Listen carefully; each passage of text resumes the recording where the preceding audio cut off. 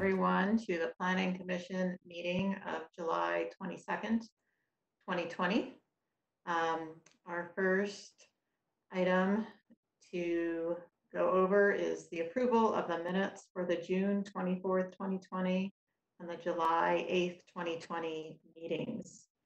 Are there any comments on the minutes? And if not, would someone like to make a motion? I'll move to adopt the minutes. Okay, we've got a motion by Crystal. Second. And a second by John. We'll run through the approval. We'll vote. I'm hoping that I don't see everyone on the screen. Let me make sure I've got everyone. Okay, let's start with Maureen. Yes. Amy. Yes. John. Yes. Andreas. Yeah. Was that a yes, Andreas? Yes, that was a yes. Huh? Okay, thank you. Brenda. Yes. Sarah. Yes. And Crystal.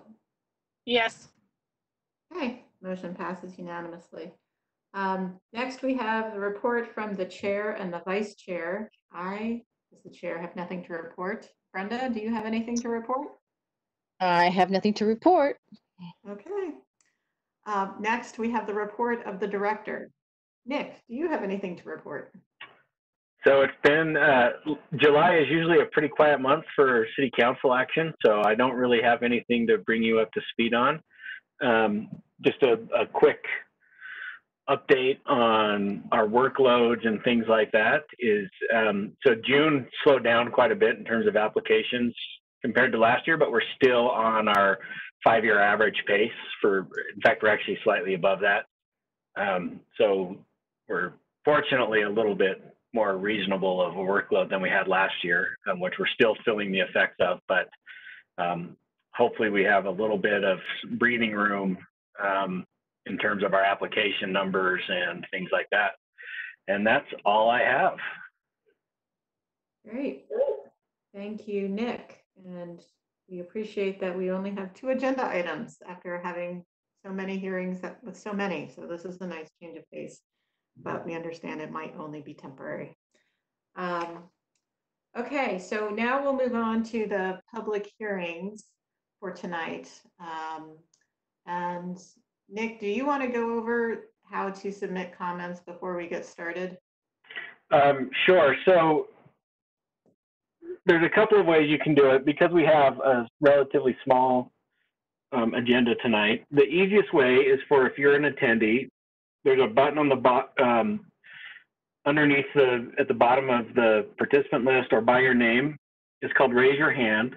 You can click on that and it'll notify me that you'd like to speak.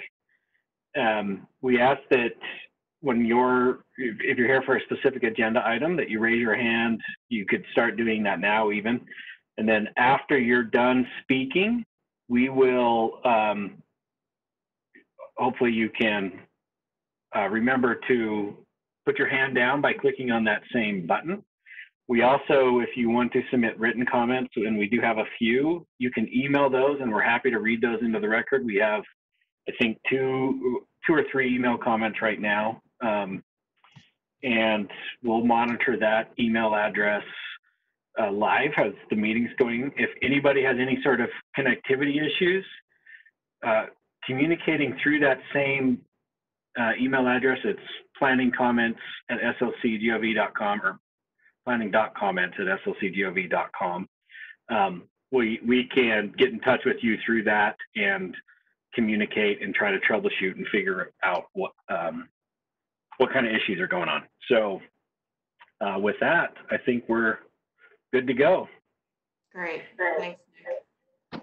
Okay, the first item on our agenda is a special exception for overheight fence and walls at approximately 1263 East 4th Avenue. This is case number PLN PCM 2020-00341. And I'm going to recuse myself due to a potential conflict of interest and turn this over to Brenda to lead. Thank you, Adrian.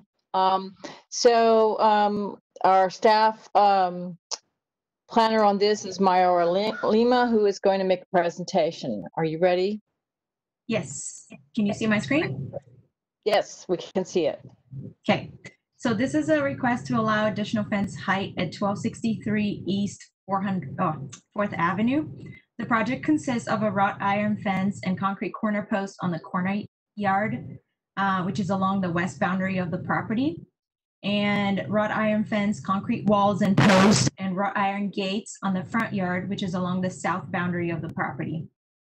The fence and walls are proposed to be 6 feet in height. The gates are proposed to range from 6 feet to 8 feet, and the corner posts are proposed to be 8 feet in height. On the corner yard, fences are allowed up to 6 feet by right. So the special exception is required for the corner post.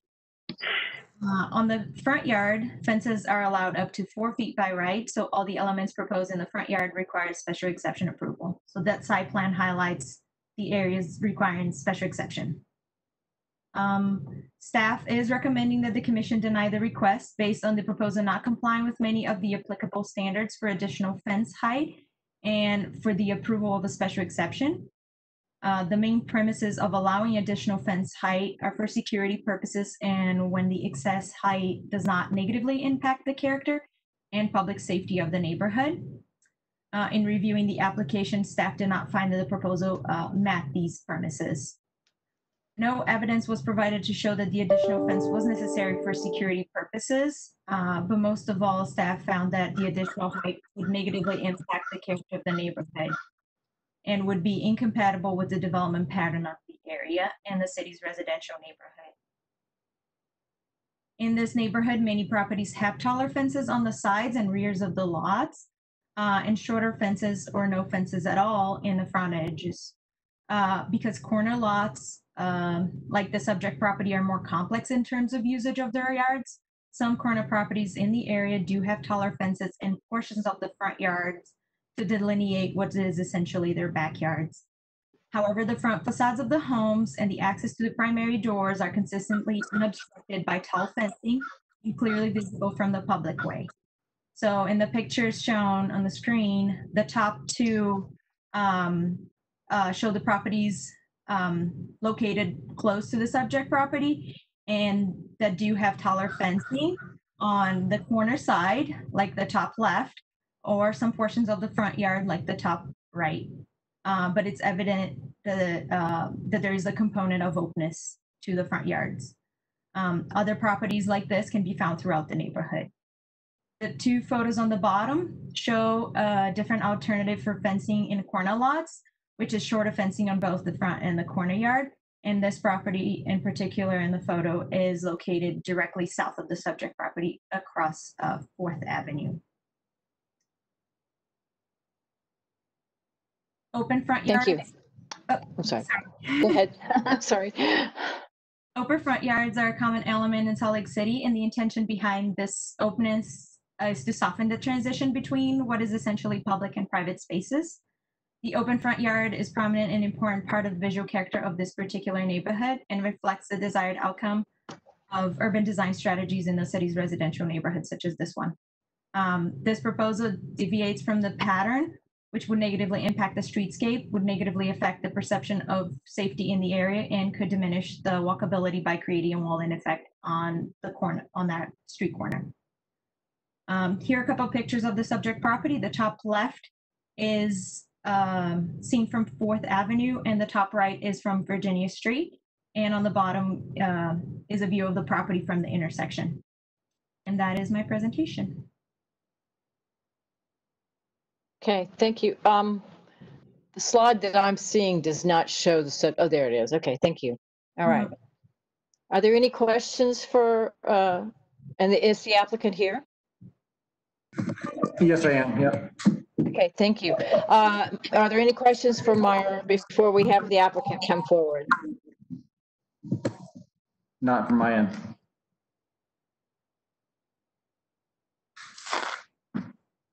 Are there any questions for Myra? So this is Jim King. I'm an attendee. I don't have any questions, but I've got some supporting information post Tom's presentation. Okay, we are not in the public hearing yet, and we will do that in just a minute. So, Mr. Fast, if you would like to go ahead and present your materials, you have 10 minutes. Sure, let me just find the right file here.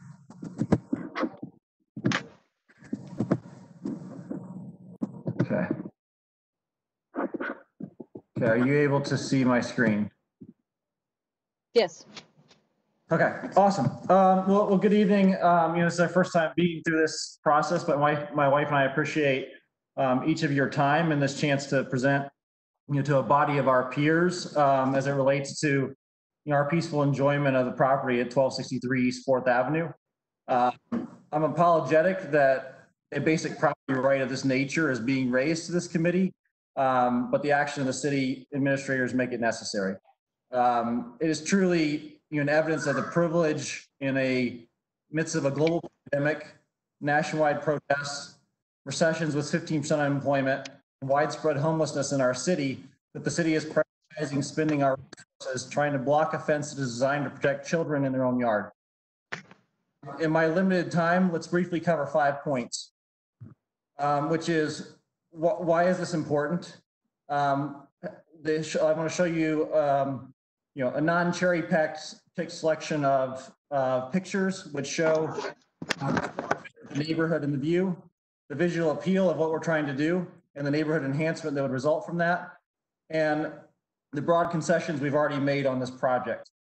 And then finally, the 100% conformance to the code and the special exceptions that we're applying for. After that, I'd be happy to take questions and provide my view on why the city is taking this unreasonable position, contrary to prior positions that they've taken on similar fences, and why this administrators have made their decision without requesting any information from the property owner before making their decision. But let's focus on the on the key matters around the fence itself immediately. First, the main reason why we're building this fence. I'm pretty sure they'll pop in at some point during this conversation, but it's to protect 2 little boys. My son's Tommy, age 3, and Mikey will turn 2 next week, as well as the many friends that they have who come play with them in the yard.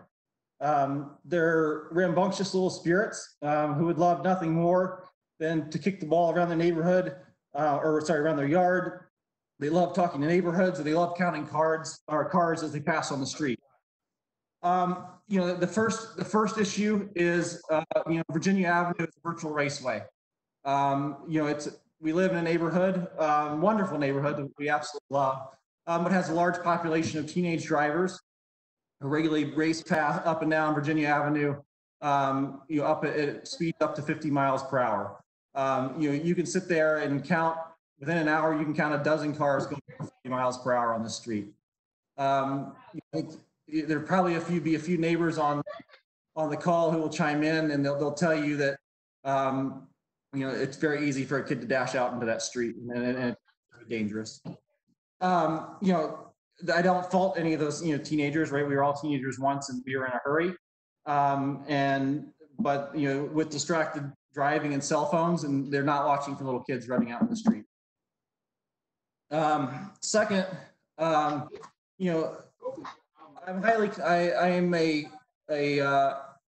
of my hobbies is studying social economics, and I spend a bit of time studying crime trends, and I'm convinced that we're going to see a marked increase in crime over the next decade, resulting from recessions, systemic unemployment from automation and artificial intelligence, decriminalization of things like marijuana, which certainly I support, but there are, previously these were profit centers for gangs, and without these profit centers, they're going to turn to more violent crime.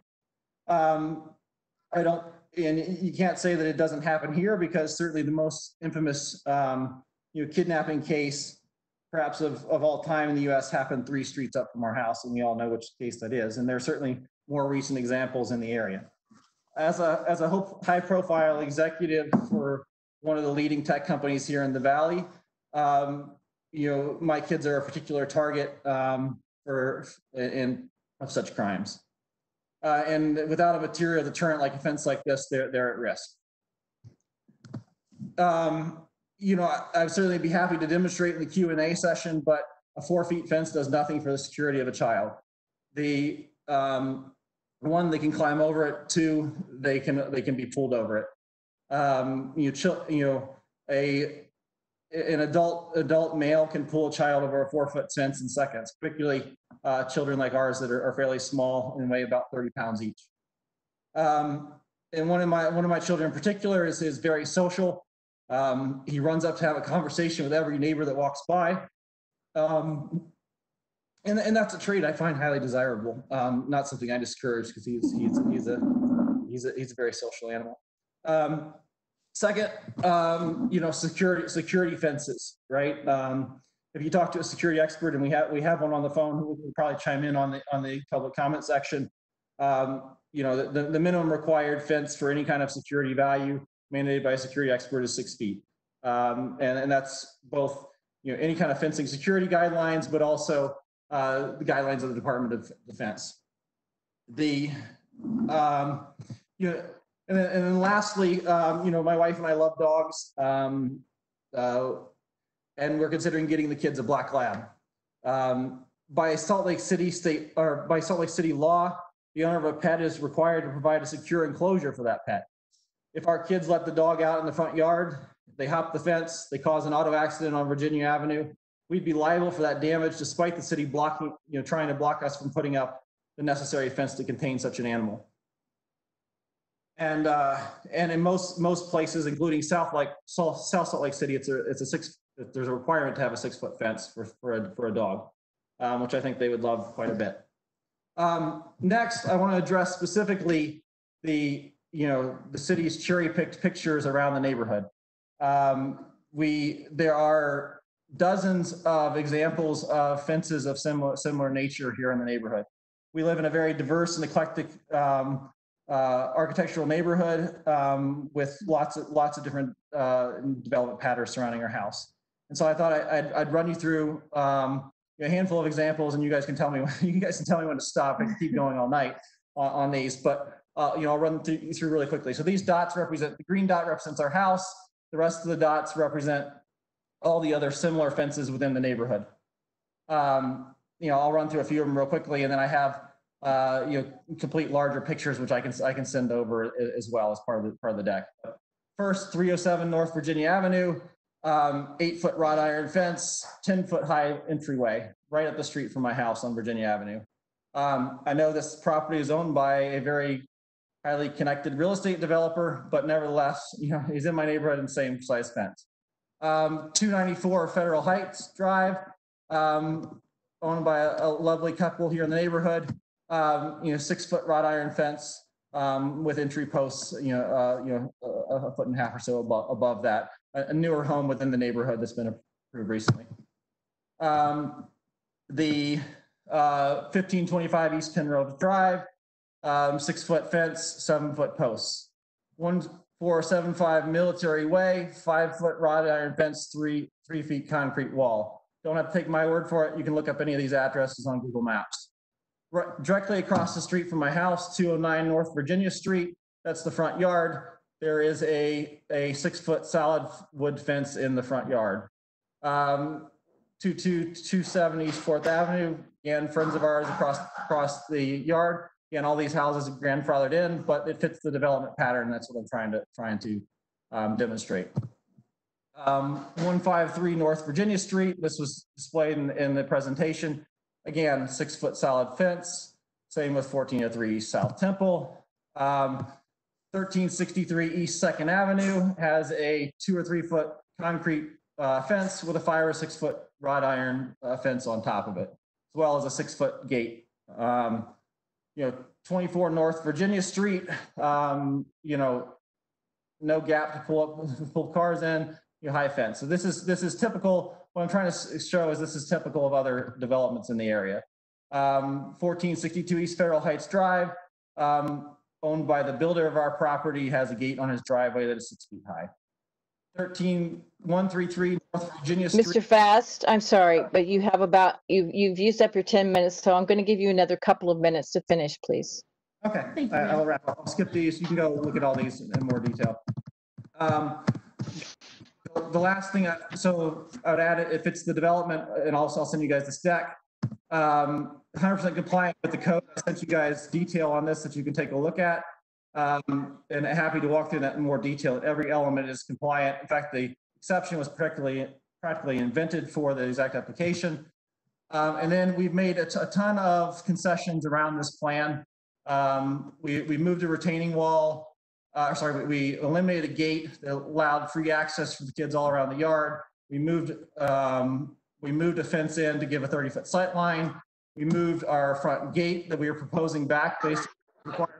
And then we're building a $30,000 garage on the north side of our house because we were not allowed parking on that section of the house. So all of these were compromises we've already made on this project to meet the city's standards. I think the last thing I would say here is that I have two grandfathers who were both soldiers for this country in the Korean War. One is 92 years young today and still living.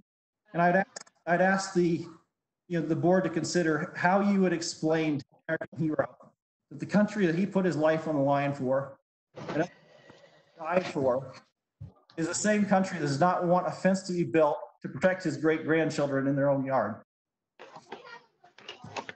And so I'd ask you also to review the additional kind of details on the legal elements that were reviewed by a legal team on the exact details of the code requirements. Thank you, guys. Thank you. Are there any questions for Mr. Fast at this time from the commission?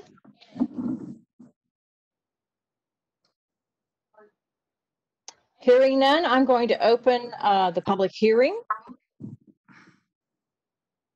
And Nick, do we have people who would like to speak at the public hearing?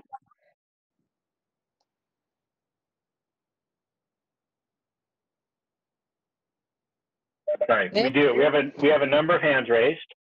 Okay. I'm going to start first with a Brian Richens. Let me first ask if there's anybody from the community council who wishes to speak on this issue.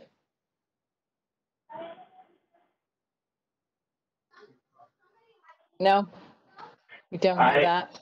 Well, I don't know who they are, so I think what we can do is when they're unmuted, they can let us know if they are from the community council, and then we'll give them that appropriate time. Great, that's great. Thank you. Okay, that would be great. So go forward. Go forward. All right, Brian Richens.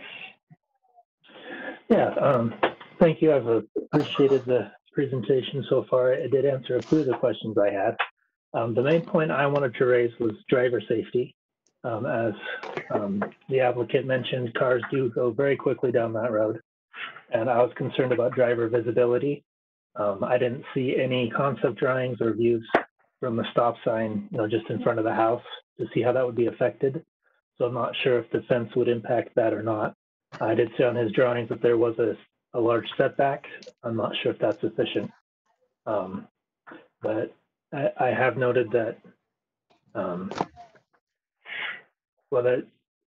guess the rule of 4 feet in the setback is to make sure that drivers aren't running that stop sign or taking unnecessary risk to pedestrians or kids who are trying to cross that road. So I would encourage the committee to review that and ensure that that's the case if this goes forward. I also noted that most of the examples shown are mid-block of similar fences nearby, are in the middle of the block. And there are taller fences, on some of those properties, but never on the corner. They're always the backyard or side yard. That said, I like the look of the fence overall. I don't think it's not in keeping with the neighborhood. So as long as it's safe and doesn't impact drivers, I personally wouldn't have a problem with it. All right. Thank you, Brian. Next up, we will have Elizabeth Wright. Let me unmute you. Go ahead, Elizabeth. Oh, hello. I'm a neighbor that lives directly across the street to the south of the property. And I'm here with my husband, Tony Kay, and we have submitted emails to the Planning Commission, and I think we agree with everything that was said in the presentation. But I do have to point out that many of, and that the open characteristic of the neighborhood is tremendously important, and that the houses that Mr. Fast points out are the fences, the tall fences are in side yards, or one was an apartment building on South Temple. He points out to the Price home, which is 2 large blocks north of his property. The Price home was formerly the governor's mansion in the 70s. It's a very large property that borders the Federal Heights ward on one side and the Shriners Hospital for Children on the other side. And again, it's not really, I mean, it is part of Federal Heights, but it's almost Arlington Hills. It isn't the 4th Avenue shots that your staff member put on the screen, where we do have very open yards. A tall fence does not fit the character of the neighborhood. Neighbors are very friendly. I will say I raised 2 children, my children in their 20s, but they were both raised in that house. They stay in the backyards. Children don't run out onto Virginia Street. He refers to the abduction of Elizabeth Smart that happened 20 years ago. She was abducted from inside the home, as I'm sure you all know. Child abduction is not a problem in our neighborhood. It's a very safe neighborhood. And I think driver visibility is very important. Many of us make a right-hand turn on 4th Avenue and Virginia Street there to go up towards 11th Avenue, to head over to Recreation or over to Smith's Food King and bikes. And to not be able to see on that corner is dangerous for our children who are driving and for us. We need to be able to see onto the corner. And the safety of the neighborhood is important. And again, so is the character of the neighborhood. Thank you. That's time. Ms. Wright, thank you for your comments. That was good, because it was not just lawyers. It was like about it's our neighborhood. Don't work with our neighborhood. All right, let's please, when you're done speaking, please mute yourself. Next up, we're going to hear from Gwen Springmeyer, who has let us know that she is the community council representative. Okay, Glenn, you have 3 minutes.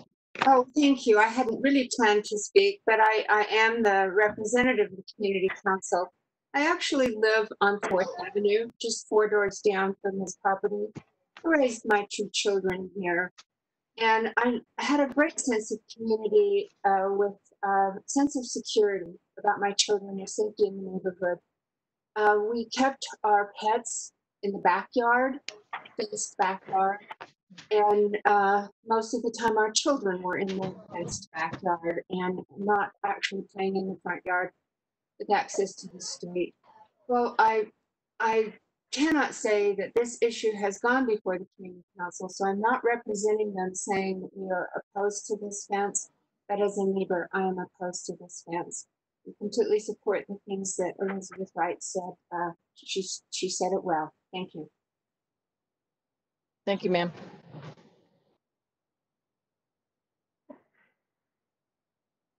All right, next up, we have James King. Hi there. Thank you, Council, for allowing me a moment to speak. So I'm actually representing Tom Fast. I am the Chief Security Officer at Finicity. This is the company that Tom and I both work at. And I don't know if you're aware, but our company was recently announced probably 2-3 weeks ago as one of the largest fintech acquisitions in the state of Utah. MasterCard bought our firm for $1 billion, which made my senior executive team a highly visible targets for bad actors. So just in the way of background, in the way of my background and what I represent. So I'm the Chief Security Officer for the firm, been with the company for about 5 years. I've got 10 years in the U.S. Army in a combatant role. I've got 7 years with the FBI in white-collar crime and child pornography trafficking in the state of Utah. I was accepted into the U.S. Military Academy at West Point. I had to sit before Orrin Hatch and Jake Garn back in the day, which tells you how old I am. So I've got the bona fides, I think, to represent kind of my skill set here.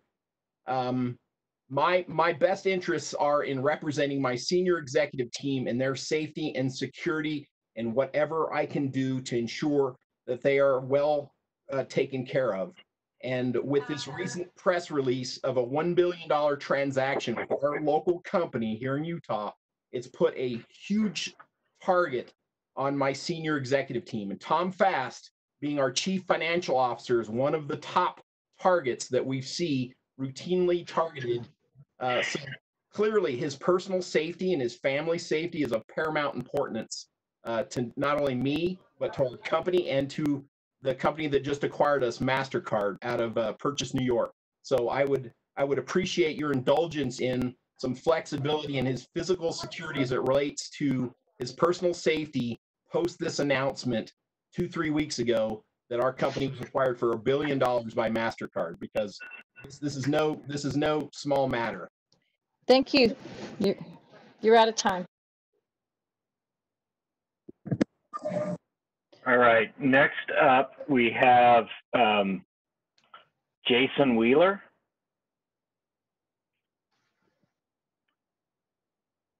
Yeah, can you guys hear me? We can. Yes. Great, I'm calling in from a phone. So I am the neighbor of the Fast family, directly kitty corner across from them.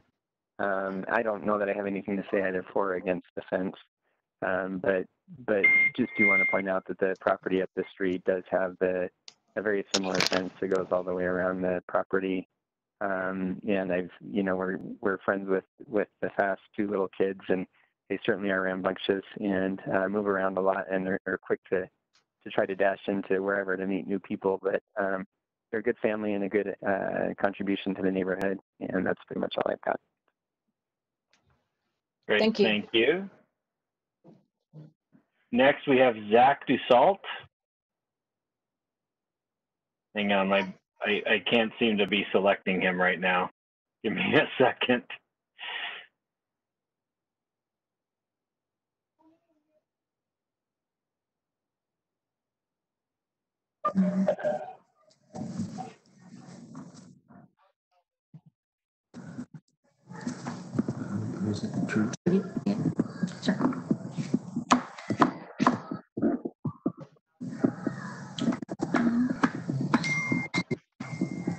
What's she under? Do you all attend these at once?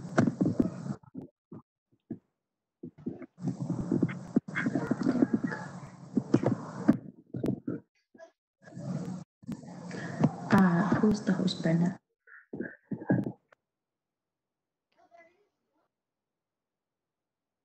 So Nick, what are we?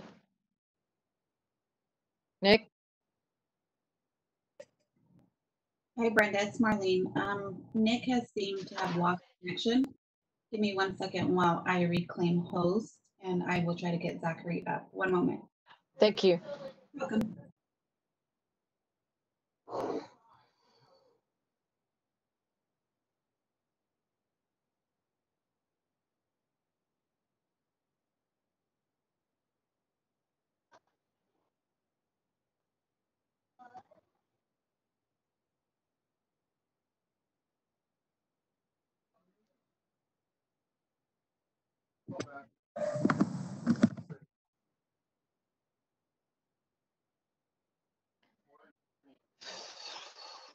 So there are a couple other neighbors who are texting us saying that they're waiting to talk. Are they just in queue, or are they? Yes, I'm sorry. They are in the queue right now. We're experiencing some technical difficulties. Okay. All right, this is Nick. I lost my connection for a look for there and had to restart. So if you are an attendee and you wish to speak, down by your name or at the bottom of the panelist section, you should have the ability to raise your hand.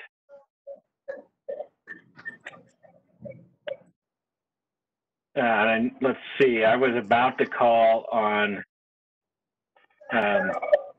You were about to call on Zachary Dusalt. Yeah, and for some reason, Marlene is the host now. yeah, there we go. Now I'm back to the host. Okay. All right, Zach. All right. Can you hear us? Can you hear me now? We can, thank you. All right. Zachary Dusalt speaking in opposition to the exemption. I just wanted to address some of the concerns that the applicant did have, because I do think they are valid concerns. I don't think they should be dismissed just because of this this exemption. The speed of vehicles on Virginia Ave. I agree that that's a very poorly designed street, and I think the transportation should design that to conform more to the posted speed limit of 25 miles an hour. But unfortunately, I don't think you're going to be solving traffic issues with the fence in this case. And I also wanted to just say that the design standards for fences in front yards aren't completely arbitrary. They're designed to make sure that the houses along the street have engagement with that street. And that's the primary reason for these height restrictions. This should be a walkable neighborhood. It should be non-intimidating for people to walk along the street, and a very high fence unfortunately does add to that sense of intimidation, and it makes the corner lot appear like a compound, which I think we shouldn't strive for in neighborhoods like this. And I think that those examples that are pointed out by the applicant are bad examples. I think that that's what we shouldn't want these neighborhoods to look like. Thank you. Thanks, All right. We also have a Trudy Beck that would like to speak. Trudy, I'm going to unmute you. Can you hear us?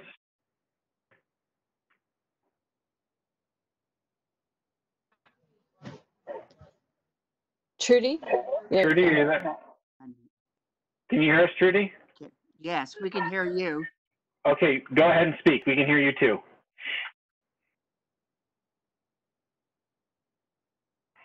She's muted again, Nick. She muted Trudy. herself. All right, Trudy, I've unmuted you. Go ahead and speak. Okay, I don't know if you've ever sat on that street during the Utah tour, but it sent chills up my spine. If there were just one day a year, I would want some sort of security, because those bikes go by, the support vehicles go by at such a high rate of speed. I know my wife, when she went to East High, many a time those students slid down that Virginia, like I Street, just to get to school in the snow and hitting things. It's just not I would want security there. And what I found in our 35 years in this neighborhood is that quality people with decent taste and contributors to society are far more important than a couple feet on a fence. And I think you can see through it. We have absolutely no problem and are thrilled to have people that will invest in these homes in such a manner that the avenues are increased. So we endorse what the FAST want to do. We know of their integrity. We know their design sense, and have total confidence in anything that they choose to do will fit into the neighborhood. Thank you. Thank you very much.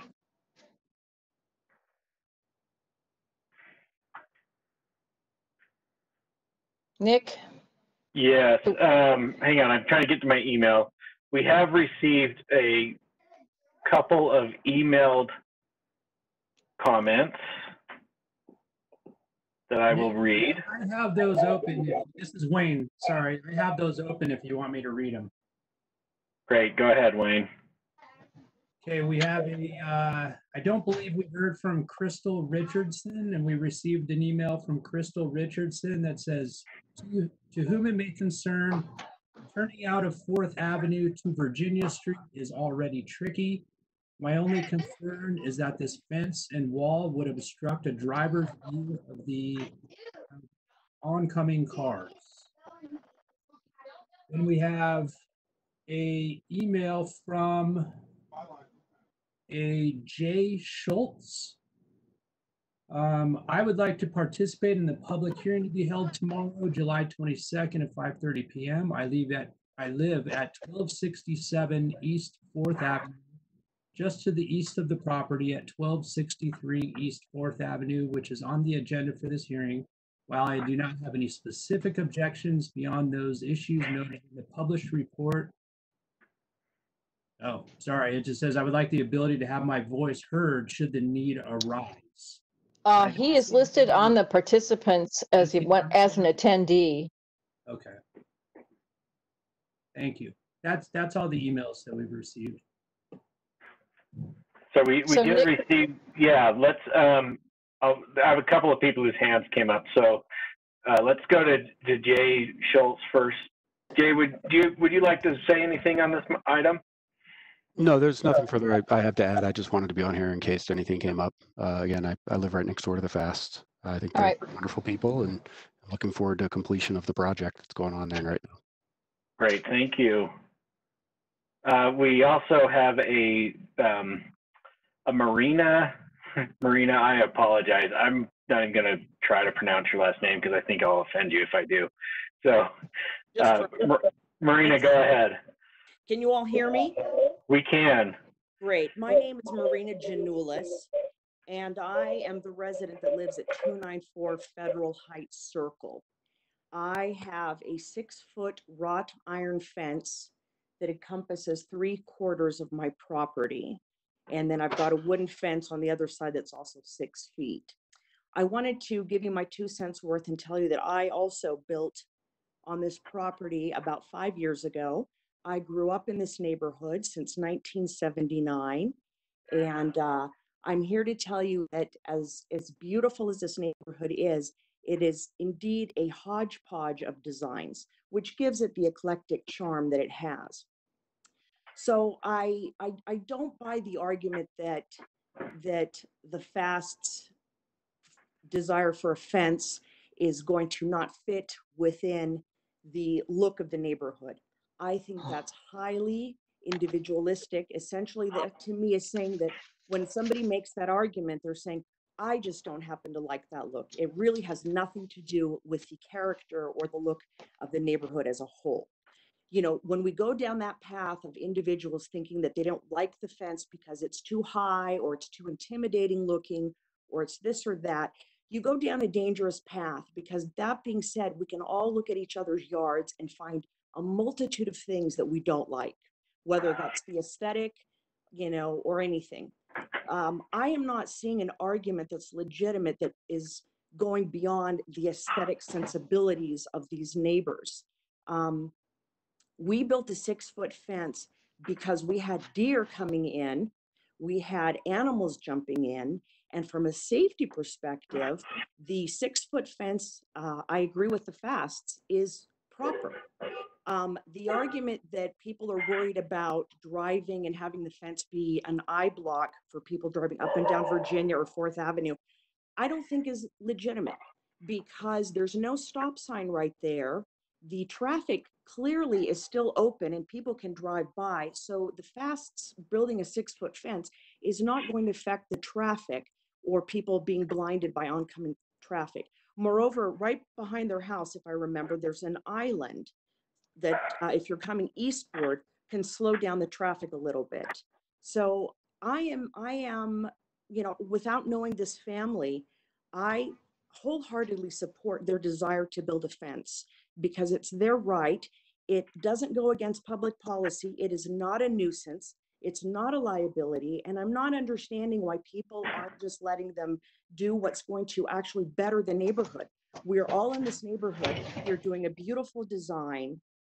And that enhances all of our property values. And that's what I want people to understand. Last thing. Thank you, Ms. Giannullis. Actually, your time is up. No, I'm sorry. I'm sorry, your time is over. My Thank you. neighbor is the county mayor and has no problem with my 6. Thank you for your comments. So just to Are there any remind other people, comments? I am not seeing any other hands come up or any additional questions come in. So I think that's all we have. Just for the record, we did receive an email from Elizabeth Wright, who also spoke, and that email is in your Dropbox, so you have access to that. And with that, I think we have heard from everybody who's indicated they want to speak. Can that email be shared publicly with us right now? I mean, it shouldn't be able to not share it. You will be able to answer in a moment, Mr. Fast. Let me close the public meeting. Let's do it all in the right order, okay? So I'm going to close the public meeting, and I'm going to open it up to the commission if you have any questions of the staff or the applicant.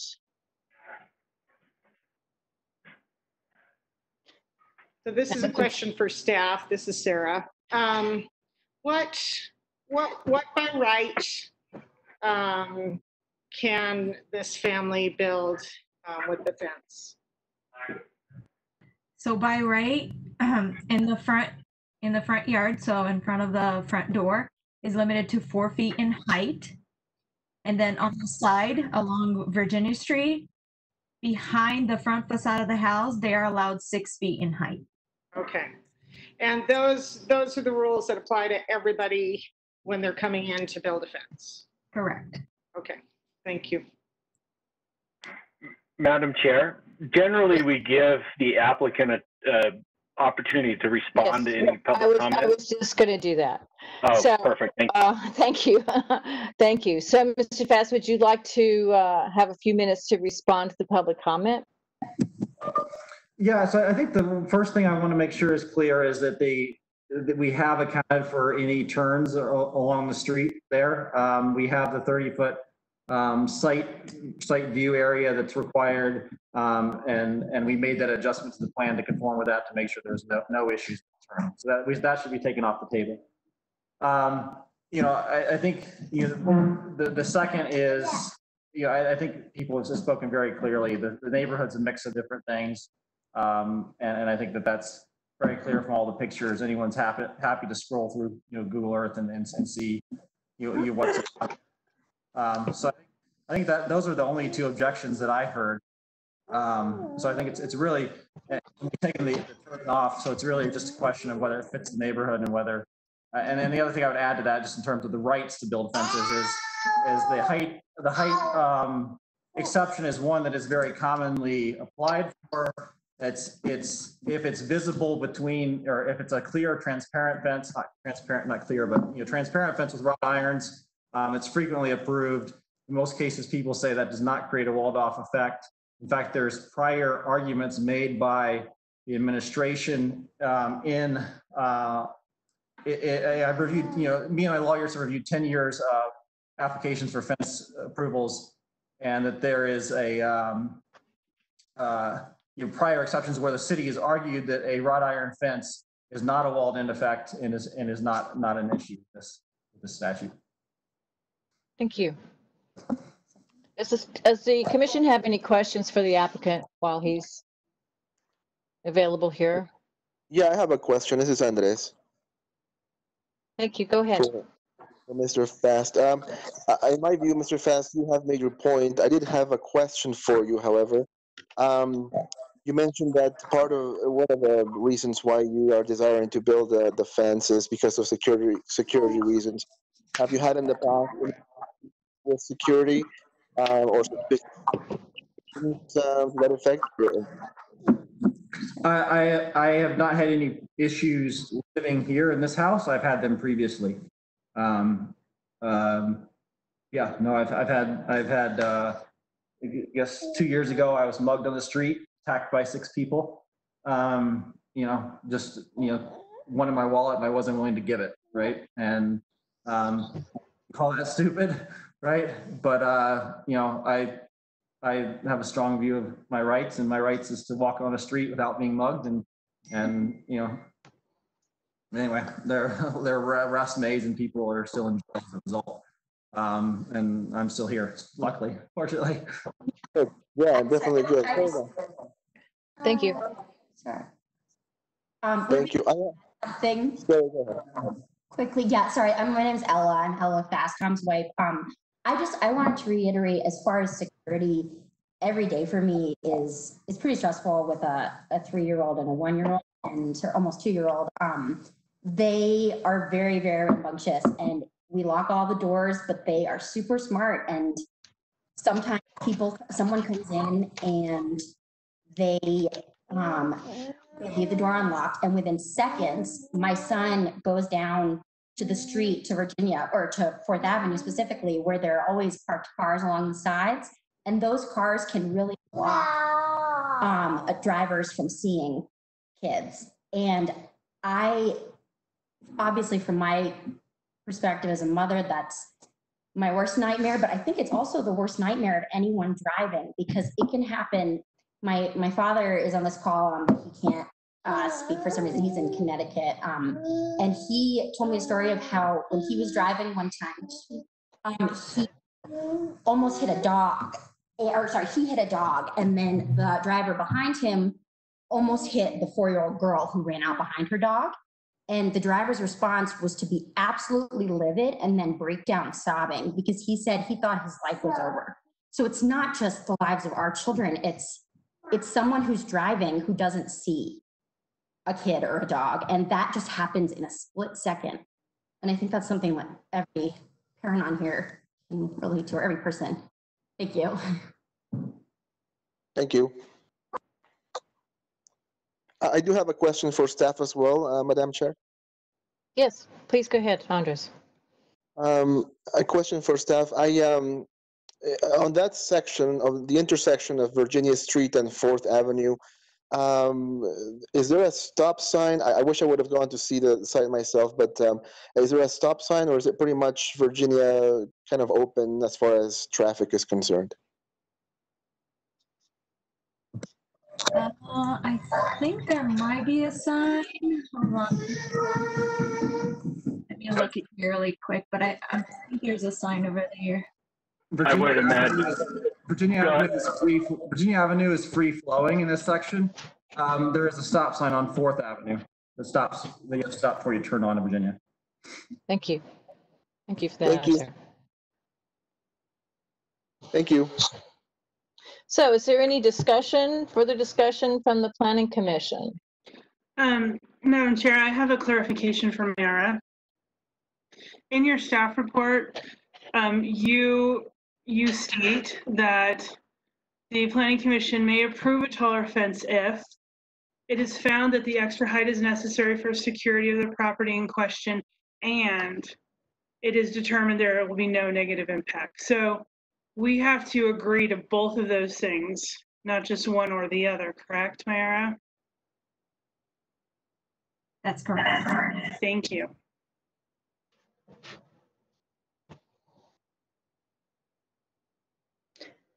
Does anyone else have any further discussion on this item?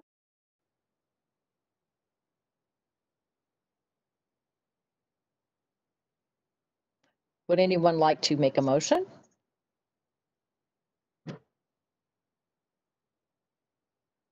So I guess I'm going to pop in for my thoughts to start a discussion. If I look at that criteria of both of these topics, I'm not convinced that the extra height around the entire perimeter of the yard is necessary for security. I think they can achieve that with the permitted 6 foot from the edge of their property, the house, along the side yard and the back, and achieve the security that they need. And not, so I'm not convinced that extra height is necessary for the entire circumference of the yard for what they want. And if I can't agree to both of them, then based on the standard in the staff report, then I'm not in full support of the applicant.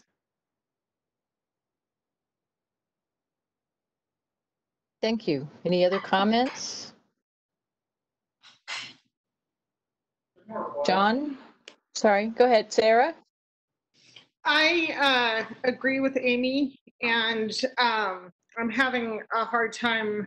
You know, when I went and spent time in this neighborhood. I walked a few blocks around it, and I understand what they're saying with some of these exceptions, but I couldn't see exceptions where it was fully around the house. It was, you know, they were always on the side, on the back, like it has been explained to us. So I fully agree with Amy. And when the commission is ready, I'm ready to make a motion. Thank you. Would anyone else like to weigh in?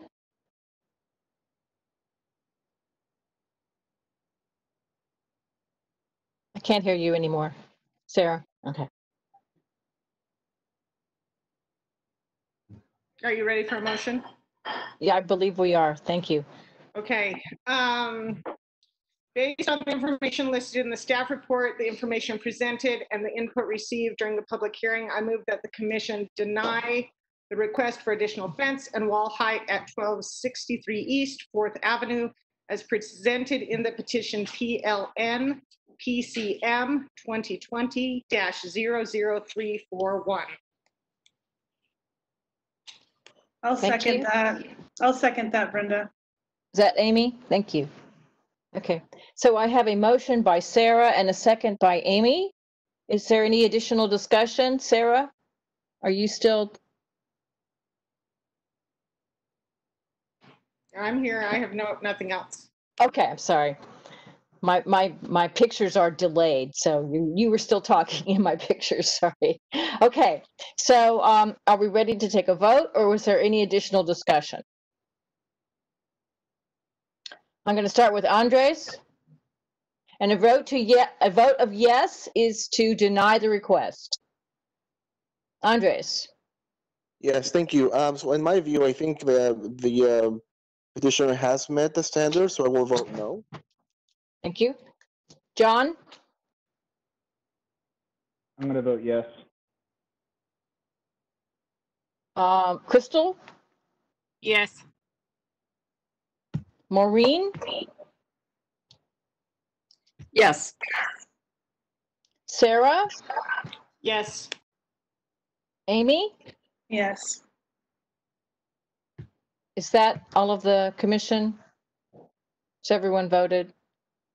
Okay, that means the motion passes. It's a 5-1.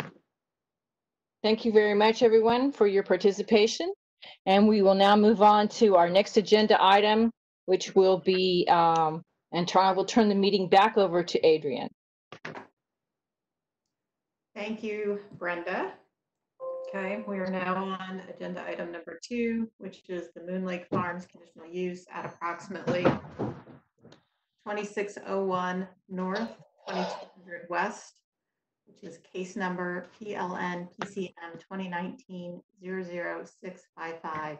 And Aaron is giving us the staff presentation tonight.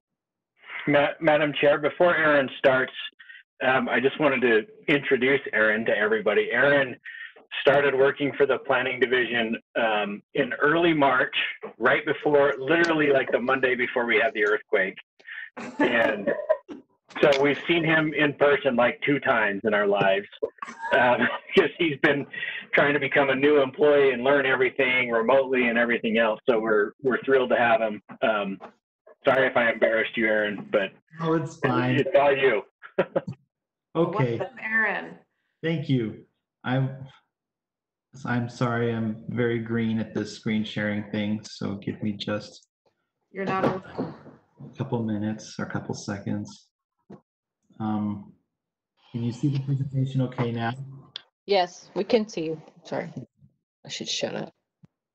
Here we are. This is a request to allow industrial hemp cultivation and processing on the property is said approximately located at 2601 North, 2200 West. The property is located in the BP Business Park zoning district And in this district, the proposed uses, which are considered to be light manufacturing and agriculture uses, require conditional use approval. Staff is recommending approval for this request with the conditions listed in the staff report. The property is currently vacant and has been for some time. Initially, the applicant had proposed to install 110 square foot greenhouse. However, I've been told by the applicant that those plans have changed and they can speak more on that if they wish to. But they still plan to produce, to cultivate and produce hemp products on the property. The proposal meets the zoning standards for the BP district, and uses in the general vicinity are limited by the airport flight path overlay district.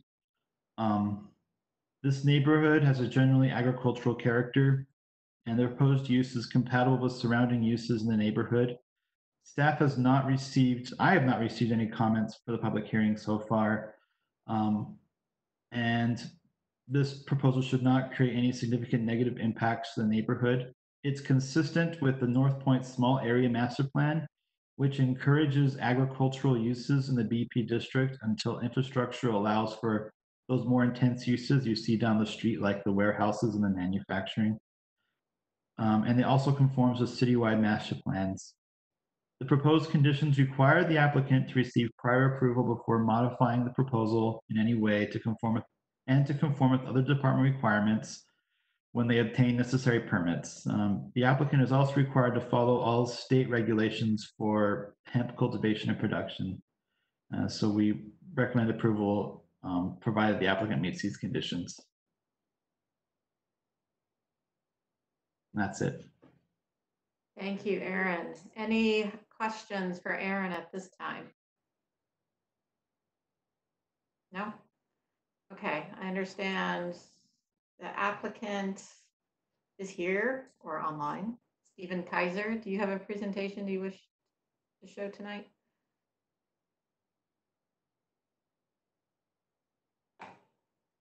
He's just here to answer questions if needed. Just here to answer questions? Okay.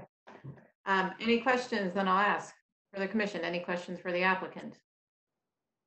None. Silence. Okay. We'll now move to the public meeting, the public hearing. I will open the public hearing and I'll ask, is there anyone, Nick, who's indicated an interest in speaking on this item? We have not received any emails on this item. There's a couple of hands up. I'm wondering if I've lost my ability to actually unmute some people, but Jason Wheeler, who spoke on the earlier one, the previous item, still has his hand up, but I can't unmute him. Jason, if you want to type in a question to make sure you see if you want to speak on this, please do.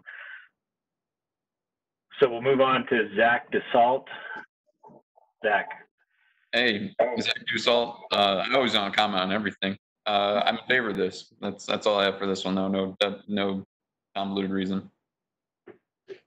Thank you, Zach. No problem. Someone's at front door. We have any other parties indicating an interest in speaking? Are we still trying to confirm? I was going to give Jason Wheeler a couple minutes to type in a question, but I don't see any, and for whatever reason, I cannot, let me try to reset this. It looks like Jason Wheeler is unmuted now. Jason, would you like to speak on this item?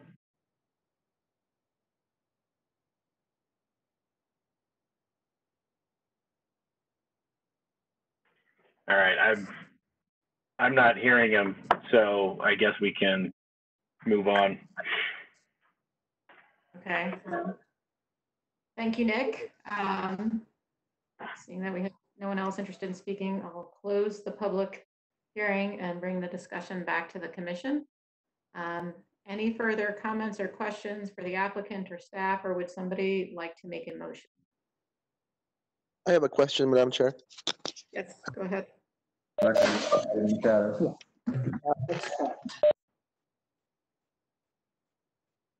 Oh,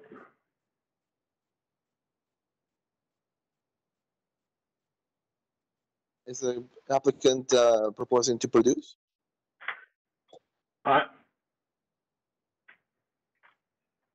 Andres, can you repeat your question one more time? Yes. What types of products is the applicant going to produce again? They will be hemp-based products. These are non-THC items. If there's a question, I can't hear it. Steve, can you hear me? Steve, the question was what type of products are you intending to produce at this location? Are you speaking to me now?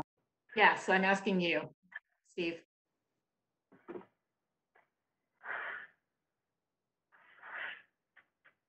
Can you hear me?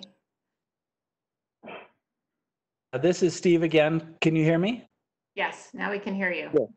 I'm sorry. No Looks like I'm going in and out connection. Can you repeat the question? I think, was it, what are we trying to produce there? What type of products are you intending to produce at Moon Lake Farms? Oh, okay. So we're currently, we have a facility in North Salt Lake, and we produce all of the legal forms of industrial hemp products, which would be tinctures, gummies, pressed pills. I think that's it. That's all we plan on producing. Thank you. Thank you very much. Okay. Any other questions from the commission for staff or the applicant?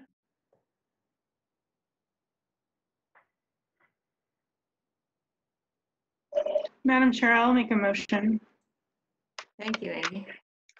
Based on the information in the staff report, the information presented, and the input received during the public hearing, I move that the Planning Commission approve petition PLN PCM 2019-00655 with those following conditions listed in the report. Okay, we have I'll second. a motion by Amy and a second by Crystal. Is that Crystal who seconded? I think it was me, Maureen. Oh, Maureen. Thank you, Maureen. Okay. Any other discussion? No? All right, let's vote. Maureen? Yes. Amy? Yeah, and welcome aboard, Erin. It was a good first project. I vote yes. Thank you. John? Yes. Andreas? I'll vote yes. Brenda? Yes. Sarah? Yes. Crystal? Yes. Great. Motion passes unanimously. Okay, that was the last item on our agenda, short agenda this week. Anything else, Nick or Wayne? No, but this is for John from IMS, who is hopefully recording these. When I lost my connection, I lost the ability to record. So hopefully you have this all. I do have a backup of it. Awesome. Thank you. That's it. Okay. Well, with that, we will adjourn. Thank you all for your time tonight. Thank you, everybody. Thank you. Everyone. That's pretty simple.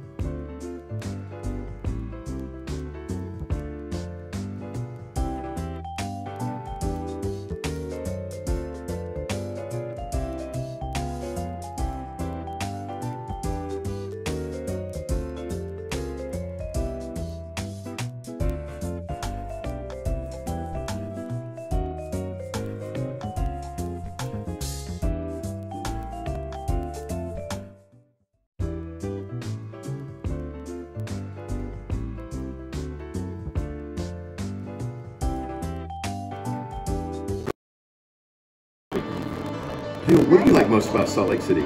Trains and tracks. Transportation tracks. Ellie, if there's one thing that Erin Mendenhall can help you out on the most, what would that be?